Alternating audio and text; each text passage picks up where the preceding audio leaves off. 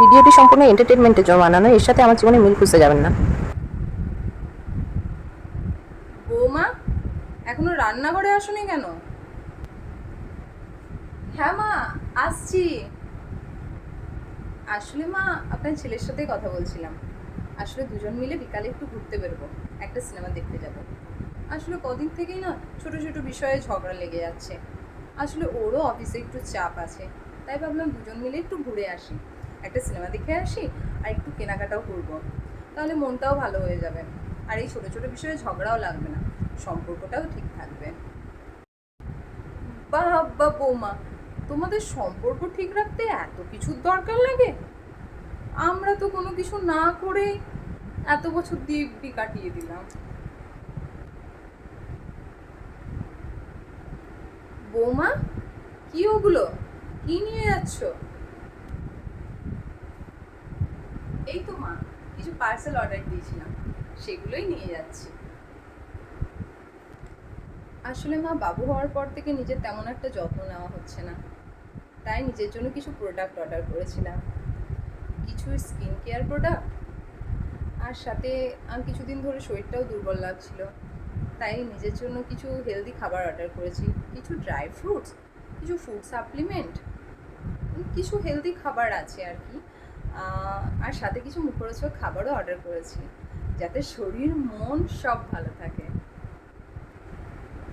হাসালে বৌমা, আমার তো তিনটে, তোমার একটাতেই এই অবস্থা? শোনো বৌমা, আমরা মেয়ে মানুষ, আমাদের এত কিছু দরকার পড়ে না। প্রথমবার যখন তোমার বড় ভাসুর হয়, তখন আমার বর মানে তোমার শ্বশুরমশাই একটা হরলিক্স এনে দিয়েছিল, তাও আবার শাশুড়ি মাকে লুকিয়ে লুকিয়ে। আমার তিনটে হয়ে এত কিছু প্রয়োজন পড়েনি, আর ওনার একটাতেই শরীর ভালো করতে চায়, মন ভালো করতে চায়, ঢং দেখে আর পারি না। বলছিলাম মা, একটা কথা বলার ছিল। বলো।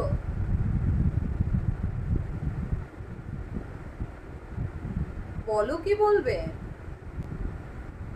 আসলে মা, আমরা ভাবছিলাম, মানে আপনার ছেলে আর আমি ভাবছিলাম কয়েকদিনের জন্য দার্জিলিং বা সিকিম ঘুরতে যাব। কি? এখন দার্জিলিং? এই তো 3 বছর আগে ঘুরে এলে। আমি তো এত বছরে সবে 3বার ঘুরতে গেছি, তাও আবার দীঘা পুরী। তোমাদের এত কিসের ঘোরাফেরা বুঝি না বাবু, আমরাও তো সংসার করেছি নাকি? তোমাদের মতো এত আমাদের শখ মেটানো, মন ভালো করার প্রয়োজন পড়েনি। না, বলছিলাম দরকার তো আপনারও পড়েছিল, শরীর ভালো রাখার, মন ভালো রাখার, কিন্তু সত্যি বলতে কেউ কোনো দিন আপনার শরীর বা মনের খোঁজই রাখেনি, যার জন্য আপনার এখন এগুলো দেখলে আফসোস হয়, কিছুটা হিংসে। কিন্তু সত্যি বলতে মা, আমি আপনার মতো হতে চাই না।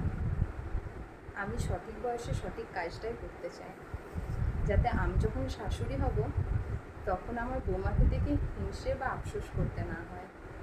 আমিও যাতে তার সাথে তাল মিলিয়ে বলতে পারি আমার সেই বয়সটাও ভীষণ রঙিন ছিল, আর আমার শেষ বয়সের জন্য কিছু সুন্দর মুহূর্ত সঞ্চয় করতে চাই।